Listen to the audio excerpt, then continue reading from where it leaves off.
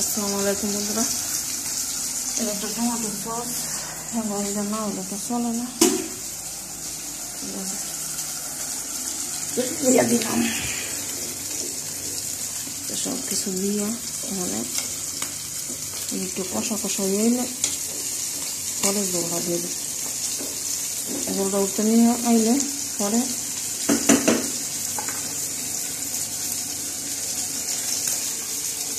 ঠিক আছে একটু জল চাল অল্প একটু দিয়ে দিলাম। দিতাম না বাস আমার বাড়িটা দিয়ে দিয়াই না মাছটা নামায় তেলটা দিয়ে পেস্ট করে দিলাম। আর ভালো লাগে না ওটা ভেজে আছে।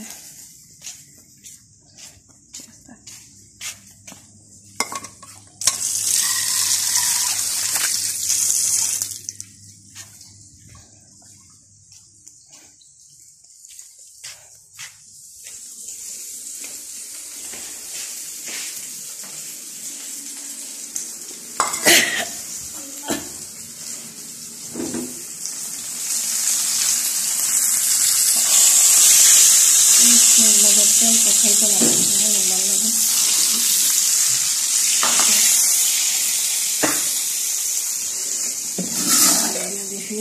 তেলটা